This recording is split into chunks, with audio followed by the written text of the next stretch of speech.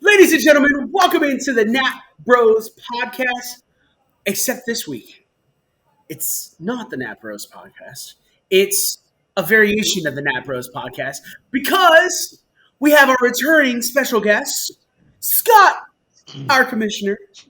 He is here to help me handle the heavy load because Andrew is lazy. No, he's not lazy. It's not. That's not true at all. It's he's got stuff he's got to handle and kids he's got to handle. So he might come in. He may not. I guess you guys will be surprised. Either way, I guess we'll all be surprised either way. Either way, we'll hold down the fort. Exactly. Scott, do you want to take it away with the current standings? Absolutely. Thank you, sir. So in first place still now for a few weeks, we have London Silly Nannies at 8-3. And then we have in second place Heartbeat at 7-4. Also at 7-4 in third place, better than Scott. And then in fourth place, Don't Take the Bate-man at 7-4. And fifth place, Lamarvel Universe at 6-5. Sixth place, Schrute Farms at 6-5. Seventh place, Back in the Hot Seat at 6-5. And eighth place, the Waterboys at 6-5 again. In ninth place, yours truly, Scott's Tots at 4-7. 10th place, Let's Ride at 4-7.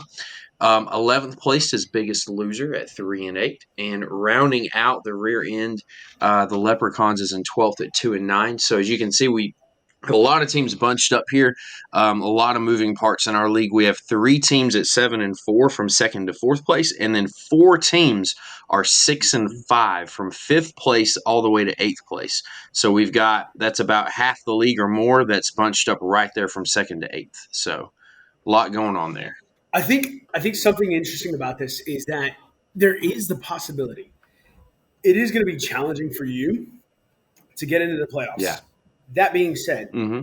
I do think Lamarvel Universe is going to drop out because he's lost 3 in a row, and it doesn't look like he's got. I mean, I could be wrong. He could be spending on the waiver wire. He's got $65 left on the fab, so he could potentially kick it back up. But the thing is like losing 3 in a row doesn't seem to be making the right steps to fight against that. So I think he'll drop out of the top 6, which would be very nice for me. I'd be very happy about that. And that just moves me into the 6th place, and I'm like, yay! But yeah, we'll see what happens. Yeah, I was just gonna say I'm really surprised by Lamarvel dropping like that, Jacob, because if you look at his team, he is very solid. Lamar Jackson, he's got I traded him Joe Mixon, he's got Damian Pierce, Aaron Jones, Amon-Ra St. Brown, Stephon Diggs. I mean, that's just a star-studded lineup right there. So I'm surprised by this turn of events with him falling like that. To be honest with you. He does have good options, but it's also like, if I'm not mistaken, I think he fell susceptible to not putting in the right guys. He could have won if he had put in the right guys. So that's another challenge for him is being able to choose the right guys. So, getting the matchups and useful points left on the bench. So, taking it from the top, back in the hot seat, yours truly. Barely, well, I say barely. It wasn't as barely as last week's, but I did barely take out the win against Heartbeat, which is kind of satisfying to me for multiple reasons. I'll get into that in a little bit. But we had an average difference, or we had a difference of points of 3.58. I did put in the best lineup that I possibly could, which is nice. I think it's Congratulations. a week that I've actually done it. Thank you. Heartbeat left 9.2 points on the bench. If he'd have started Paris Campbell over Justin Jefferson or DeAndre Swift over Elijah Mitchell, he would have been able to beat me. I would have had 96.04. He would have had 101.66. Now, there's no way you would put Paris Campbell in over Justin Jefferson, no matter how horrible the Vikings played this week. But putting DeAndre Swift over Elijah Mitchell, I think that was something that he should have done. I think that would have definitely helped out a lot. And so that also being said, Trent, I got a bone to pick with you. How dare you pick up Marcus Mariota knowing that I need a quarterback? Now, that being said, brilliant move. Brilliant move. And I hate you for it. It was fantastic, and I hate you. That being said, I also kind of feel like karma came back to bite you in the butt. So I was very happy about winning, being like, yay. But that being said, I should not have dropped Ryan Tannehill. I did not know that Ryan would do phenomenally. I shouldn't say phenomenally, but 19 points was great. And the other aspect, too, it's not that Taylor Heineke is bad, but against Houston, you can just run the ball. You don't really need a lot of like throws and stuff like that. So, heartbeat, Trent, nice job. Sorry that you lost. Better luck next time. Actually, no, same luck next time. That's what I hope. I hope I beat you just by a little bit, just the way you feel it. But yeah, so that was a fun little thing. So guys, just something. Take it out of Trent's wheelhouse. Take it out of his playbook. This is a brilliant idea. If you know that your opponent needs a player of some sort, a tight end, a quarterback, maybe a wide receiver or a running back that to fill in a position. If you know that, and you have more fab dollars than they do, you can go and you can grab that person. Now, I'm not saying like if they've got 70 and you've got 80, you need to spend 71. I'm not saying that. You could. You could. But I would definitely say, in my case, I only had $4, and Trent went and spent $5 to get Marcus Mariota, who I was thinking I was going to get for free, and ended up nixing it to where I couldn't get him. So I ended up having to choose like dog crap in order to have a quarterback start. So keep that in mind. Great play, great move. Sorry it didn't work out for you, Trent, but I'm glad it didn't work out against me. I gotta say that was a slick move by Trent. I think it was a great fantasy football manager move. It didn't work out for him. Yeah. I don't necessarily agree that he should have started DeAndre Swift over Elijah Mitchell just from their Okay. usage. Week prior, Elijah Mitchell had 18 carries, and Swift has been seeing less than 10 touches a game out of the Lions' backfield. So How long has Swift been playing? Because I been know back. he's coming back from injury. How many weeks has he been back? Yeah, he's actually been back from injury now for about 2 weeks or 3 weeks, but it's like the Lions just continue to limit him. He's not. They're just not using him, and they're using Jamal Williams about 15 to 20 carries a game, and then Yeah. they're splitting the passing game duties between Justin Jackson and DeAndre Swift about 5 to 10 touches a game between each of them. So they're essentially using DeAndre Swift as like a backup running back. Uh, so and we think it's because he's just limited, still working his way back. So that's Yeah. mainly the issue. But if I had Swift on my team, he would not be starting until I saw it. Right, I would need to see it on the field Yeah. 1 week, and then the next week I would play him. Moving on to the next matchup here, we have Scott's Tots and myself got the victory over London Silly Nannies, the guy who's in first place, Mr. Jesse. That's 100.94 to 71.54.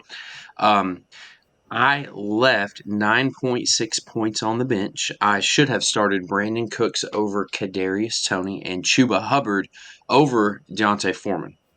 I would not have started Cooks over Toney. That was not going to ever happen. Kadarius Toney re-aggravated his hamstring injury in this game before he ever got a catch, and so he basically got me 0 in my flex this week. That's what happened there. And then Deontay Foreman, he has he's great on weeks that the Panthers are in the game and they're running the ball, but in weeks that they are behind, he gets phased out. And this game he had, I believe, less than 3 points because the Panthers were playing from behind, and yeah, he had like 7 carries for 15 yards or something of that nature. So just a bad week for him. Right. London Silly Nannies left 14.2 points on the bench. He should have started Aaron Rodgers over Josh Allen and Keenan Allen over Michael Carter. So again, those are 2 moves that you can't really fault him for. Aaron Rodgers just having a really bad year. You'd have never started him over Josh Allen. And then No. Keenan Allen over Michael Carter. That was the first week that Keenan Allen was back from his injury, so you don't know how he's going to perform. So you can't blame him for benching Allen there. But even if Jesse had put in his best matchup, he would not have beaten me. All right. Next on the docket, for the biggest blowout of the week, Better Than Scott takes down Don't Take the Bateman with a difference of 41.66 points. So Better Than Scott had 132.06. Don't Take the Bateman had 90.4. Better Than Scott left 11 points on the bench. Should have started Jarvis Landry over A.J. Brown. Should have started Dawson Knox over Hayden Hurst. I'm going to say the Jarvis Landry, not happening because A.J. Brown is A.J. Brown. But we will talk about him later. Dawson Knox, I don't know. I'm not sure. I think I would trust Dawson Knox a little bit more, and especially in this upcoming week. But it just seems like he's just on a better offense. And so, like, I might have put Dawson Knox in over Hayden Hurst, but I can understand not doing that just to be on the safe side. Don't Take the Bateman, left 14 points on the bench. Should have started Latavius Murray over Devin Duvernay. I understand his reasoning for not. Number one, you wouldn't have known that they were going to kick Melvin Gordon out of the game and put Latavius Murray in more because of the fact that Gordon fumbled on the goal line. But also, Devin Duvernay is a necessary part. But it seems like they're going to who's the Demarcus Robinson? It seems like they're going to Demarcus Robinson more, and I don't know why. And so Devin Duvernay doesn't seem to. He should be a part of it, but for some reason they're not using him. And so, nevertheless, even if Andrew had started all of his guys, there's no way he would have been able to win. It still would have been 132.06 to 104.4. Yeah.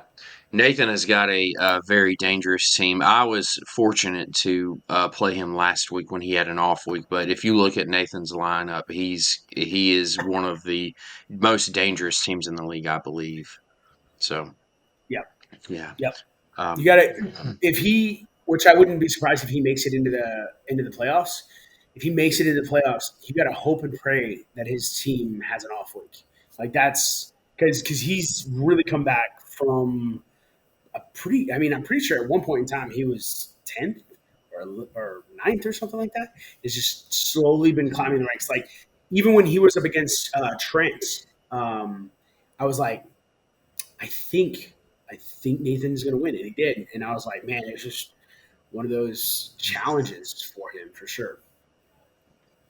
Yeah, the emergence of Travis Etienne really helped Nathan. I mean, whenever Etienne took over the lead back in Jacksonville, that just vaulted his team because he's got 3 others running backs that are just excellent too. Kamara, Derrick Henry, and Tony Pollard. So 4 just really good stud running backs. He's going to be really tough to beat. Yeah. Next matchup, we have a low-scoring matchup here. Biggest Loser was defeated by the Waterboys. The final score 79.02 to 70.86. So whenever you only score 79 points and you get a victory, I think you should feel very fortunate that your opponent had a worse week than you, but you should not be too excited about your own week. Anyways, the Waterboys actually put in their best lineup and got the victory. So no changes were needed there. Biggest Loser did leave 15.2 on the bench.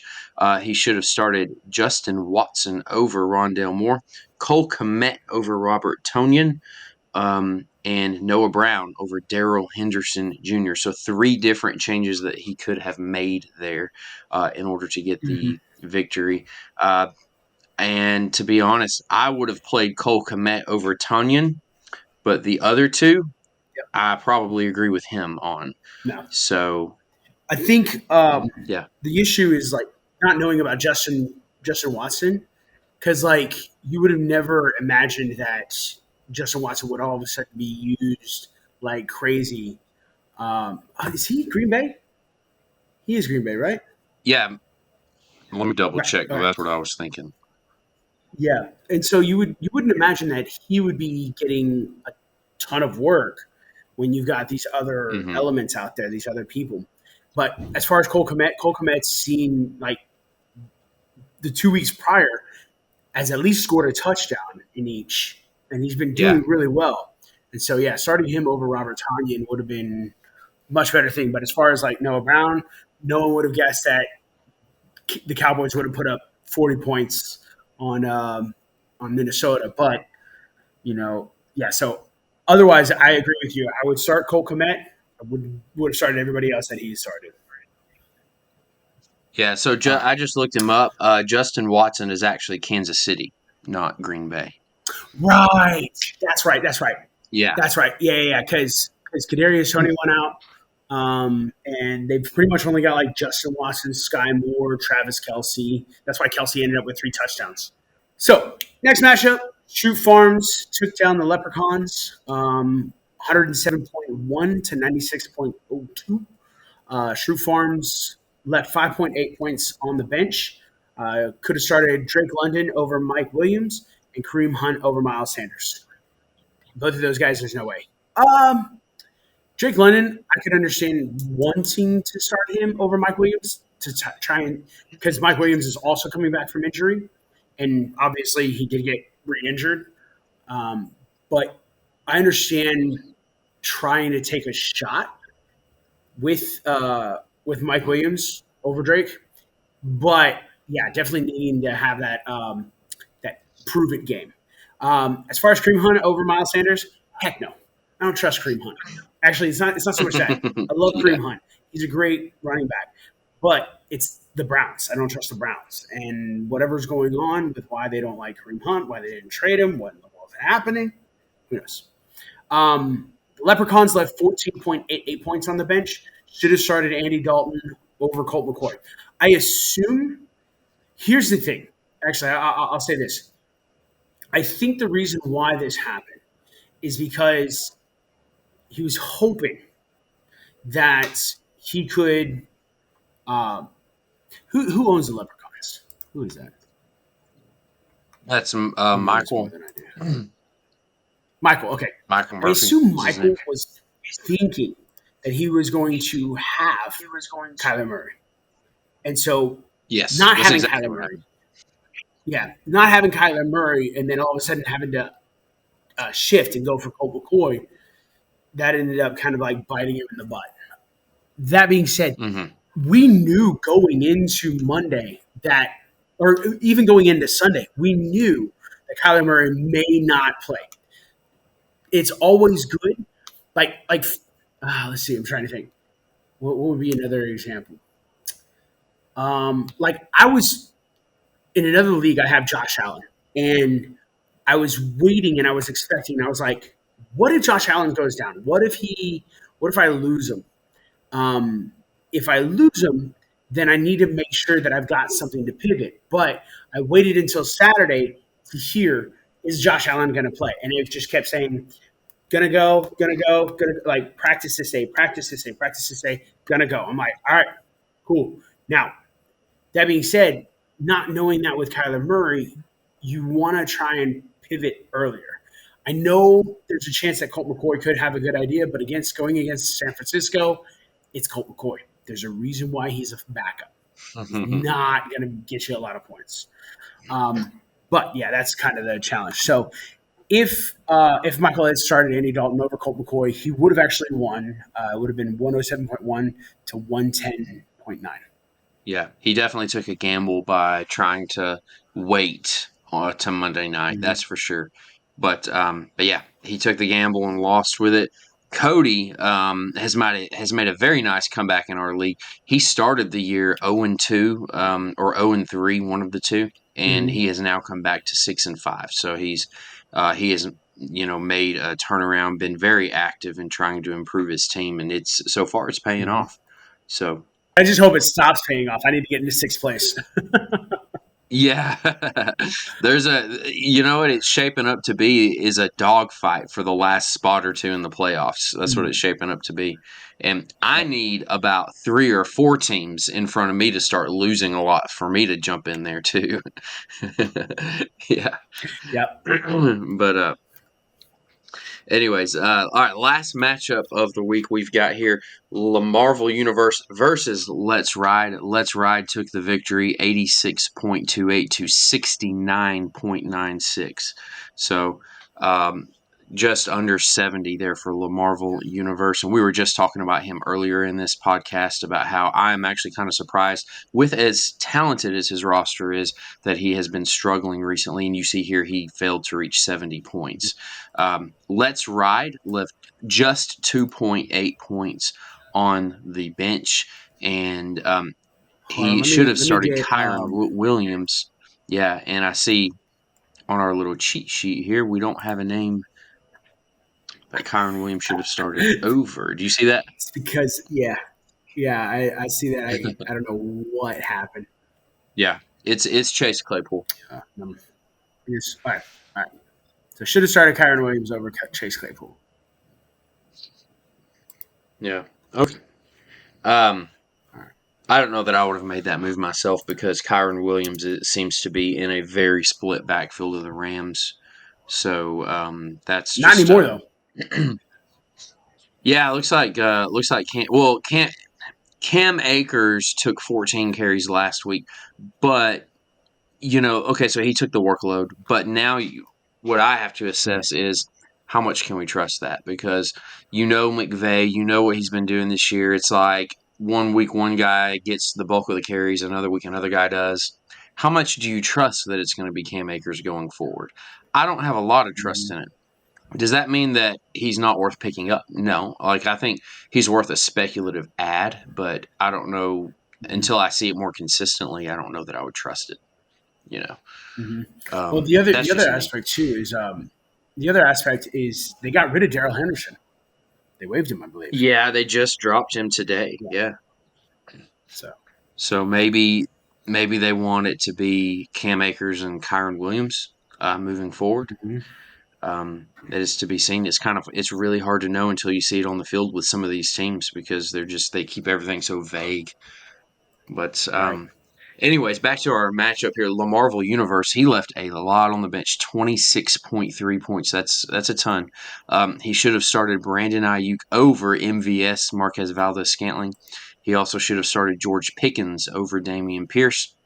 I can see starting Ayuk over MVS, because if you look at Ayuk's stats this year, he actually, even though there's a lot of mouths to feed in San Fran, he has been putting up really good numbers. He has been catching a lot of touchdowns, so he's been having a good year. Pickens over Dameon Pierce, I would never do that. Dameon Pierce is one of the Nope. he's in line for Rookie of the Year, one of the finalists, having a terrific year. Pierce is the definite start there. Had Jacob made these changes, though, he would have won. So there he is. He started the wrong guys and lost. Yep. But Yep. anyways, that's our last So matchup of the week here. there were 4 teams. Yeah, there were 4 teams that could have won their matchups if they had started the right guys, and so that's definitely a big challenge for sure. All right, matchups to look forward to this week.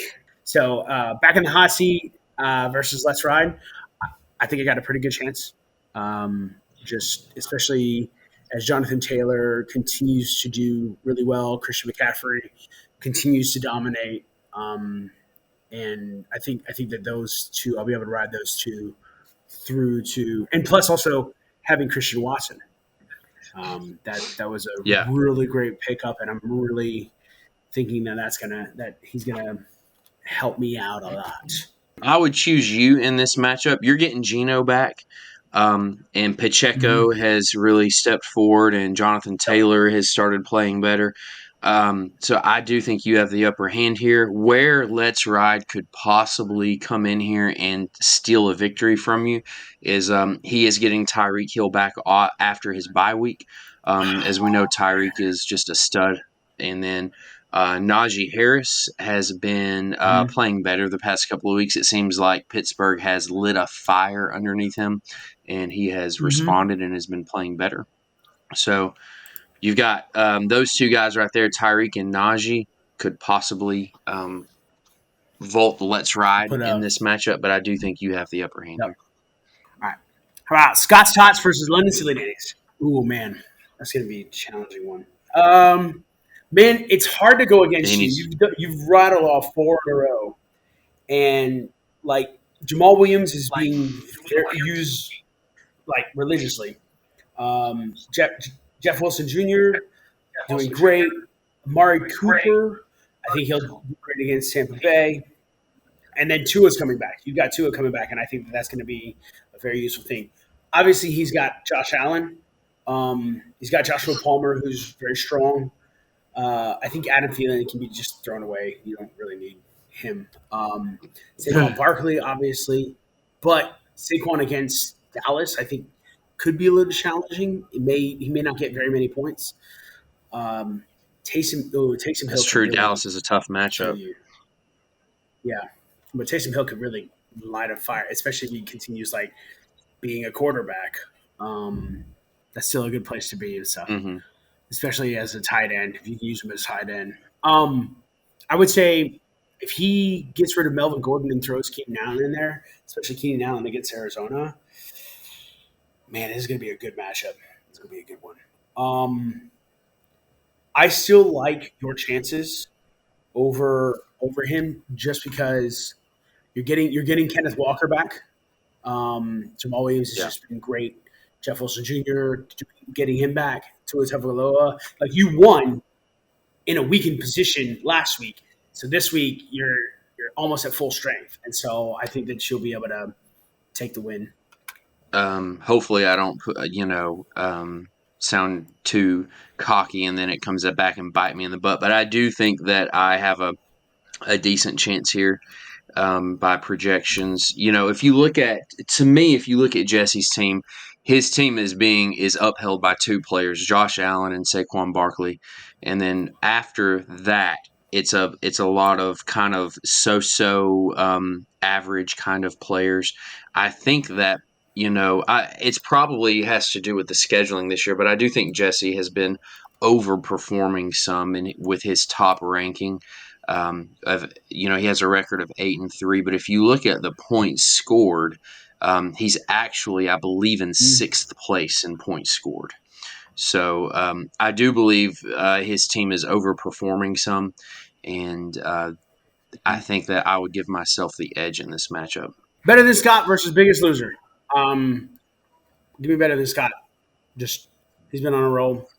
I mean, you got again, like you said, 4 stud running backs, and what else do you need? Not much. I think Henry will run all over Cincinnati. I think Kamara will have some fun in San Francisco. I think Pollard is just going crazy. Travis Etienne seems to be great. I think A.J. Brown might even get back into his old form and do really good against Green Bay. He's got Eckler. That's his stud.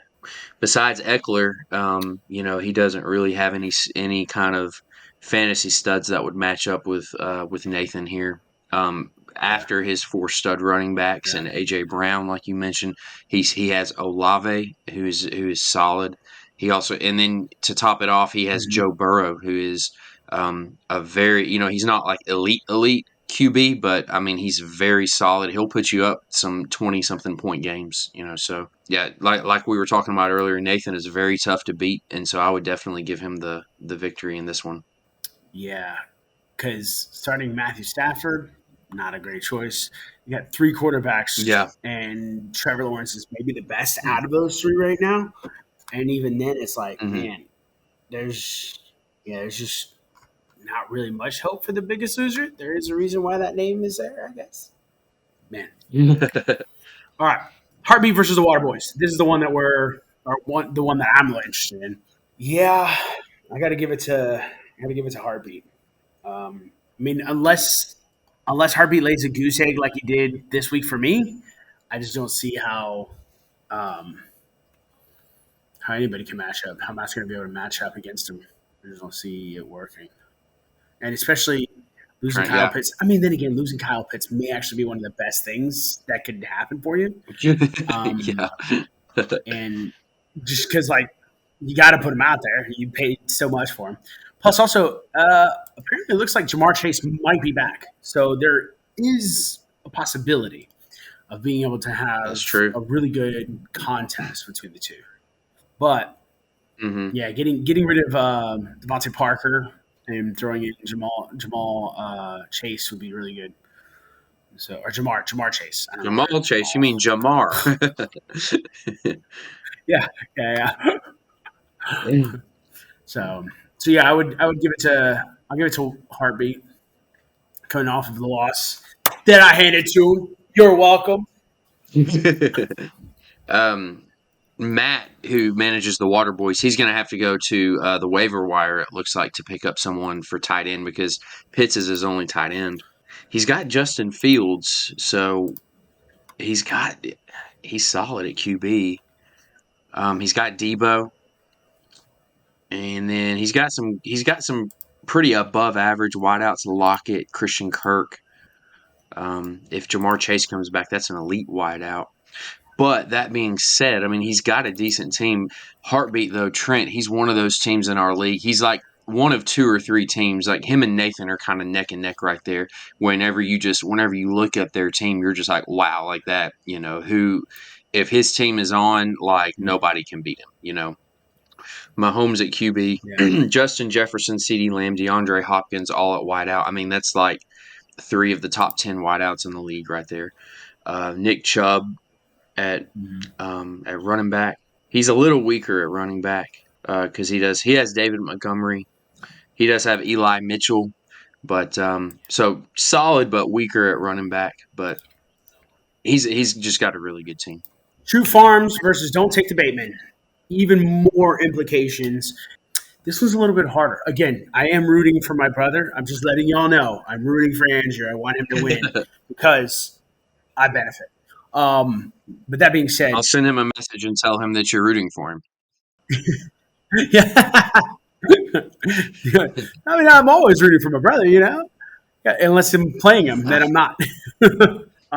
For this week, I think Cody's going to do it or Andrew. No, I was just going to say this is a Got tough music. matchup to call. I think it's pretty evenly matched. So I would say this: as far as tight end goes, Cody, 100%. Otherwise, Okay. I don't know, because it's like Andrews. I would say Andrews got the better running back in Josh Jacobs, but as far as the tandem goes, I think it looks like Miles Sanders and Ramondre Stevenson are going to be better together. As far as Right. wide receivers go, automatically looking at it because Andrew hasn't changed anything, it looks like Sutton and Metcalf are definitely better than Samuel and Duvernay. However, Andrew gets Waddle back, and he also gets Evans, and so That's true. it could be destructive. That's what I'm thinking. Is like Hmm. I think if Andrew plays, obviously he's going to play Waddle. Um, he might play Evans just because Evans is up against Cleveland, and then also having Latavius Murray be the main back in Denver.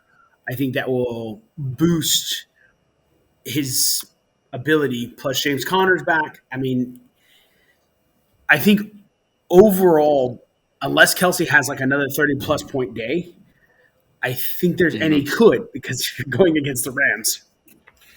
But I don't know. That was a tough one. I Man, might give I can. the edge here to Andrew.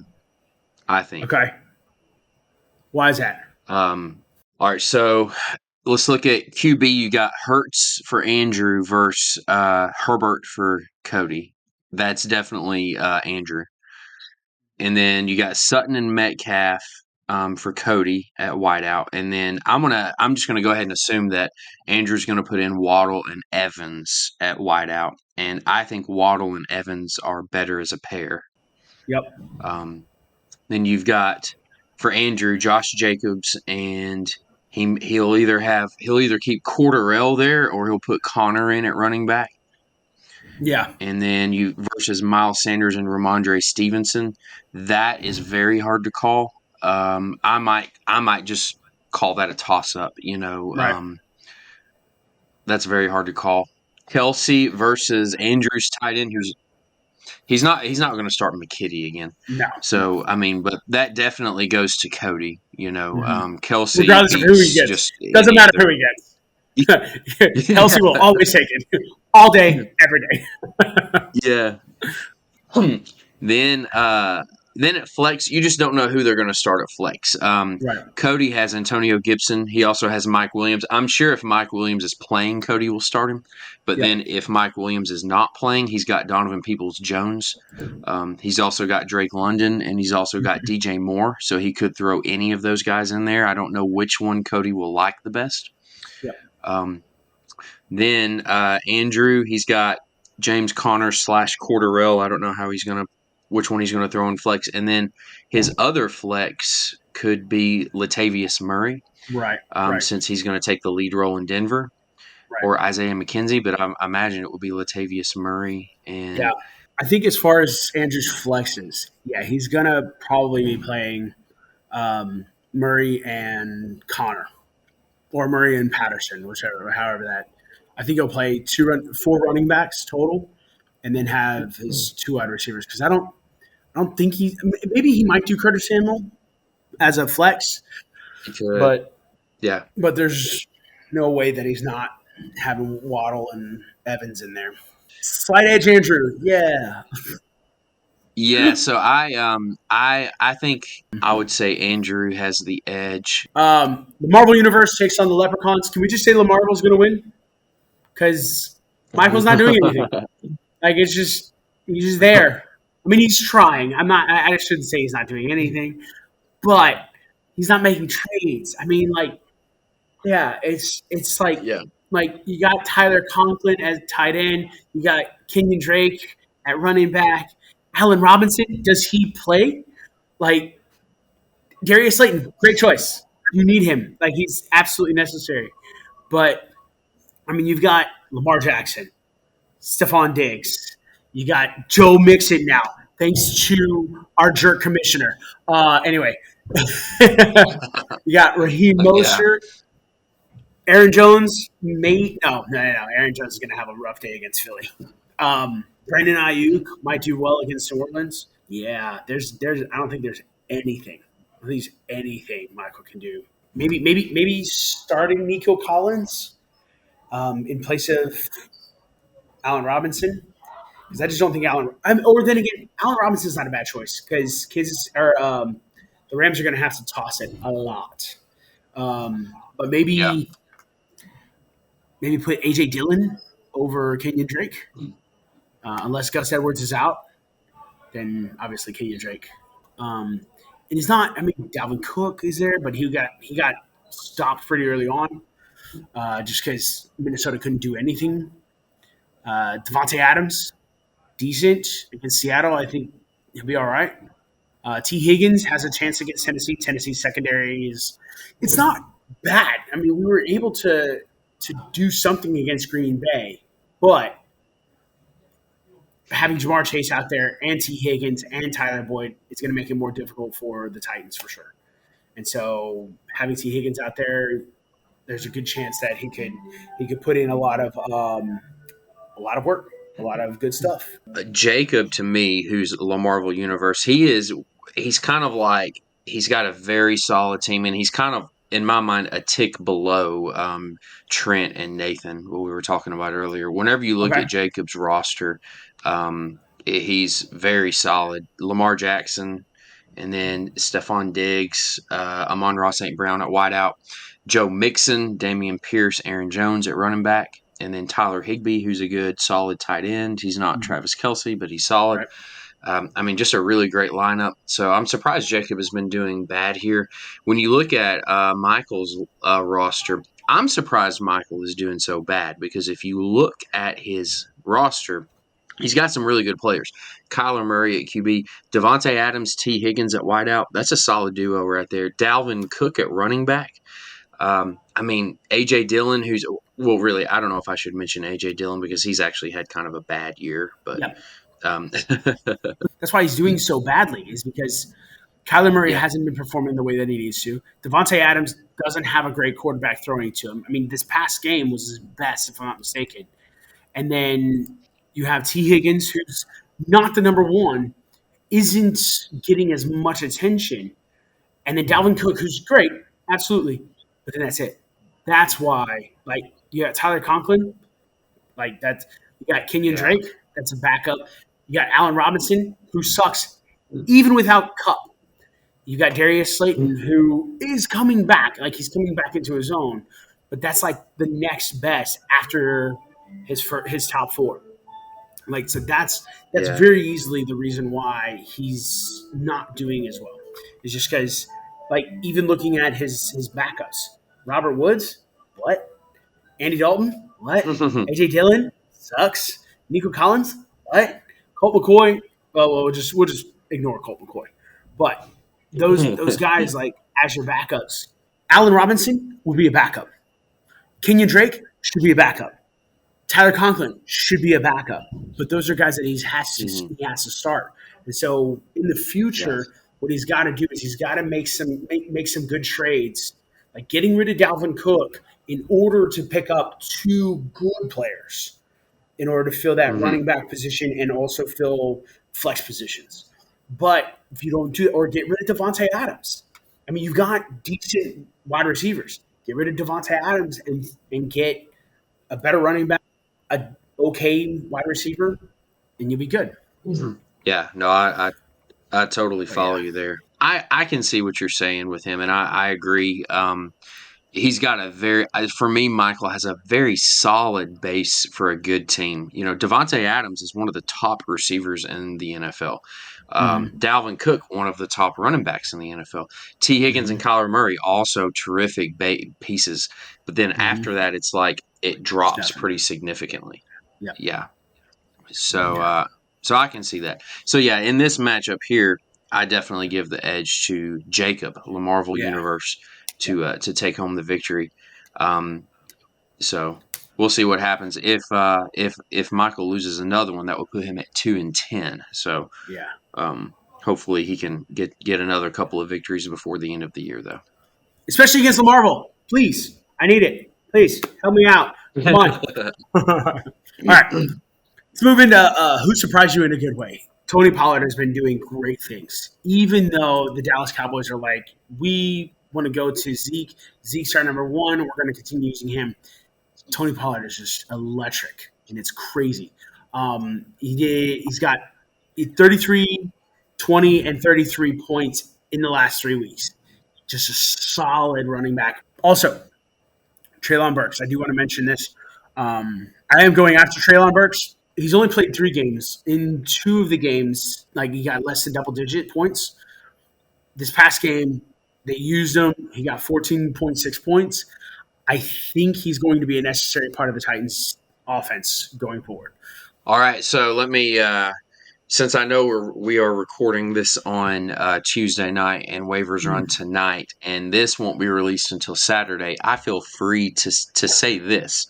I am also going after Treylon Burks, and I will save you the time. I know that you have $4 in your fab. I have $18 in my fab. So, so I don't know how much I'm going to bid on Treylon yet, but I do know for a fact in my mind I already knew. Oh, well, yeah. I mean, even if I didn't know that you were going to go after him, I still would have bid more than 5. I don't know. I'll end up bidding probably somewhere in the neighborhood of half of my fab or something like that. But why not go all 18? Because there might be another guy or two that I want to add from waivers this week, and we've got a few more weeks left in the season. I don't want to throw all my eggs in one basket. There might be some other guys I want to add in the next few weeks. Mm-hmm. Okay, makes sense. I get that. But I think Burks is a good one. I had him on my list too. The way I looked at this here is surprises in a good way, trying to look at guys that I could see maybe moving forward. They have some good upside, Okay. because you can see, anybody can just pop 1 week and score, 30 points, and then they don't do much of anything else the rest of the year. Right. So I'm trying to look at guys that, Taysom Hill. hey, they look, yeah, it looks like they could have some success here, sustained success. Mm-hmm. So Burks is one. I also have the Chargers receiver Joshua Palmer. Right. He scored 26.6 points this week. He had Yep. 8 catches on 10 targets for 106 yards and 2 touchdowns. Now, Palmer's role is going to be heavily dependent on the health of Keenan Allen and Mike Williams. But Mike Williams re-injured his ankle. I believe it's his ankle, Yep. and he Yep. left the game this week. So, Yep. depending on the severity of Mike Williams' injury, Joshua Palmer may see some more extended run here, and Yeah. he could be a big part of that Chargers passing game. Yep. So, I've got him on the list. The second guy I have on the list is a guy that you were able to get that you mentioned earlier, Christian Watson. And so he, he has surprised me in a good way. He popped that first week and he scored 3 touchdowns, I think. Yeah. And, in my mind, honestly, I was thinking, well, that's probably like he probably popped and then maybe he's just going to level out and just be kind of meh the rest of the way, but Yeah. that was absolutely not the case. 19.1 points here in his second week. He had 4 catches on 6 targets for 48 yards and 2 touchdowns. He also carried the ball once for 3 yards. So he has 5 touchdowns in the last 2 weeks. So it looks like we may be starting to see a trend where, hey, Christian Watson is a integral part of the Packers' pass offense. Yep. I mean, that's one of the reasons why I spent so much on him is because I was like, Yeah. I took a gamble. But I was like, I think that he's been gradually being worked in, and now that he seems to have Rodgers' trust, I think that he will be integral for the future for the Packers. And I was like, I need to get that guys that I'm worried about. Obviously, Alan Lazard, because of the fact that it seems like Christian Watson is taking on the number 1 role, which is great and unfortunate because I have both. And also, I'm a little worried about AJ Brown.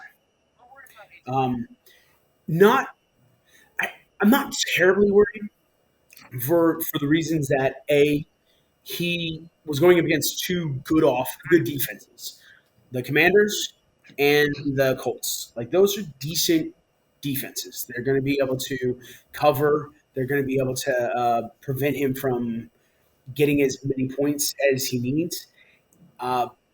I think against Green Bay, he should be all right. This will be a telling game. If he doesn't do well against Green Bay, I think there's a problem.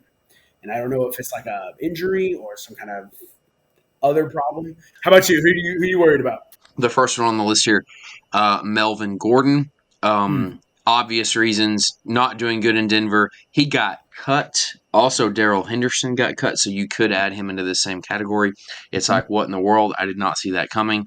The future for these guys is very shaky.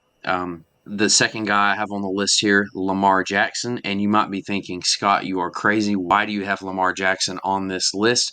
That is because if you look at his, he's viewed as an elite quarterback, but if you look at his season stats in our league, his point distribution, he's actually not that elite. He has spike weeks where he does very well. But in this past week, he only scored 15.46 points. And there are actually a number of weeks where he has scored around 15 points. The third guy I have is Cordarrelle Patterson. Cordarrelle just came back from injury 2 weeks ago, 3 weeks ago. He had some kind of a leg injury. It may have been a hamstring. And but prior to the injury, he was like a very solid RB2, get you 15 to 20 touches a game, score you 15 points a game, just really good production. Since he has been back, he is in more of a timeshare in the Atlanta backfield. Tyler Algier and even Caleb Huntley have both been eating into his work. In this past week, he only had 10.9 points and he only had 10 carries. He also did have 2 catches, but only getting 12 touches a game. That is down from his usual production. Deontay Foreman, he is on my team. And I will say this, I'm concerned about Deontay Foreman if I see a very solid team as the opponent, because Foreman is a guy that they don't include much in the pass game. He is a run between the tackles kind of running back. And if the Panthers get behind in a game, which they do often because they're not that good, then Foreman gets phased out and he will get me less than 5 points. On the other hand, if the Panthers are in the game or are winning, they will feed him the ball 20-something times a game and he will get me like 30 points. So very feast or famine, but I'm concerned about him on those off games. Let's go through the games this week. We'll just pick real quick. Maybe not a lot of analysis, maybe a bit amount of analysis for closer games potentially, but for the most part, let's just go. All right, the game we actually care about, the only one we really care about, the Bengals at the Titans. I'm taking the Titans. I don't care. I don't care if the Bengals are okay. There's no discussion needed. I'm taking the Titans because my heart just wants to. I'm doing the Titans as well, and I think that Mike Vrabel is a very good coach, and he is taking a mediocre roster that the Titans have and turning them into a contender. Like, they are very good. I think the Titans are very well coached, and I think that they are beating teams that might have more talent than them, but they are scheming and they're doing very well. Let me give you this as devil's advocate. There's the Bengals are 1-point favorites. They're getting Jamar Chase back. Now, obviously, it's going to be somewhat of a hobble, Jamar Chase, potentially, but if they have him back, how are you feeling in relationship to the Titans secondary and the Titans being able to stave off the Bengals? So if Jamar Chase is back, I would want to know, are they limiting his reps or is he a full go? And I mean, he definitely would add another weapon to that offense. I still want to say the Titans, though. You're a homer. That's the reason why. Let's just be real. Yeah, but here's the thing: the Titans have one of the best run defenses in the NFL, so I think that they can very well just phase Joe Mixon completely out of the game. Actually, it's going to be P. Ryan, not Mixon. I think whoever's at running back for the Bengals, they can just completely phase him out of the game, and I think it's going to be up to Joe Burrow and getting these receivers the ball. And I just think I just think the Titans are gonna find a way to win. I think, after watching that Titans Chiefs game where the Titans almost beat the Chiefs with Malik Willis, in Kansas City, it's just like, wow, like I was not expecting that at all. Buccaneers at the Browns. Give me the Buccaneers. They're back now, and I wouldn't be surprised if having a full allotment of targets, if Mr. TB12 ends up lighting things on fire. So yeah, I'll take the Bucs. You think so? Yeah. All right, who you got? Yeah, I'm looking for standings right now. I don't know exactly who I want in this game. They're 3-7. I didn't realize they were even that bad. I'm gonna go Bucks too. Yeah. Yeah. I'm not too confident in the Bucks, but against the Browns, I'll take them. Falcons at the Commanders. Give me the Commanders. I mean, I think that their defense will be able to hold the Falcons. I don't think, and I think they've got. I think Taylor Heineke is doing Taylor Heineke. Yeah, Taylor Heineke is doing really good things. I don't see how the Falcons. I mean, the Falcons have been surprising, but I'm still going to take the Commanders. And that amazing win over the Eagles will definitely be blasting the Commanders off into outer space. This is a tough one for me. This stat may have just sold it for me. Here's the thing. So where is this at? Oh, this is in Washington. I'm gonna go Commanders too. The Falcons are 1-4. Is their away record? Oh, God. Um, yeah, they're not that good away. I was leaning Falcons until I saw that. All right, Bears at the Jets. Jets for me. Yeah. I'm hard pressed to choose the Bears because the AFC East is doing really good things, and so everybody in the AFC East is above 500. Everybody, and so yeah, I'll take the Jets over the Bears. Oh, the Bears are 3-8. Bears are Yeah, 3 give me the Jets. Yeah. Give me the Jets. Ravens at the Jaguars. Give me the Ravens. The Jags suck, and I'm so happy they're in our division. I will also take the Ravens. They're definitely a more complete team. Texans at the Dolphins. Dolphins are 12-point favorites. I'm going to take the Dolphins. Who in the world doesn't? You got Tua Tagovailoa. You got Jalen Waddle. You got Tyreek Hill. You got Jeff Wilson Jr. You got Raheem Mostert. What can – I think the Dolphins are just going to eat the Texans, which I don't think is a normal thing to say. But Dolphins are going to do that. There's nothing the Texans can do. I also have the Dolphins, and this is a very easy decision. Broncos at the Panthers. Man, that's a tough one. And not because both teams are good, because both teams are bad. Right. I think the Panthers are starting Sam Darnold, too. They are. That's right. Yeah. I saw that earlier today. Yeah. And I'm looking here. I'm going to take the Panthers. I got to take the Bronx. I got to take the Broncos only because of the defense. That's it. I think this week there's a chance that the Broncos defense scores more points than the offense. Chargers at the Cardinals. Give me the Chargers. Kyler Murray coming back from a concussion, I think. Seeing what Joshua Palmer can do. Keenan Allen coming back and being incredibly useful, incredibly essential. I think Austin Eckler will be able to have a great game. So I'll take the Chargers. Gotcha. I'll take them as well. Raiders at the Seahawks. Seahawks. Yeah. You almost made. It's nice having Kenneth Walker. It's nice having Geno Smith. It's nice having DK Metcalf. It's nice having Tyler Lockett might even have a decent game. I'll take the Seahawks, especially in Seattle. Yeah. Saints at the 49ers. Yeah, 49ers. 49ers, and it's not very close. That's but wait until the next one. They're solid. Rams at the Chiefs. Ooh. high school like a Pee-wee team versus like a professional NFL team. Yeah. Give me a professional NFL team. 14-point favorites. Ridiculous. But man, I don't know if I would take the points because 14 points is a lot, but it is Kansas City. Yeah. So I'm not going to say I'm going to take the points, but I would definitely say that Kansas City will have a field day with the Los Angeles Rams. I also will take the Chiefs, and I will also add this. Think about at the beginning of the year, whenever everybody thought that the Rams were still excellent.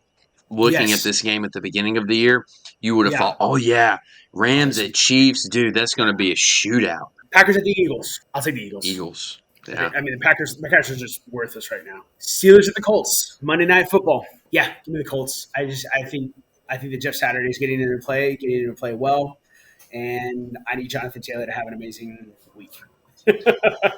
I'm with you there. I'm gonna take the Colts. The Jeff Saturday move, while I was definitely doubtful of it at first, he has gotten them to play well. He has. They only lost to the Eagles by 1 point this past week.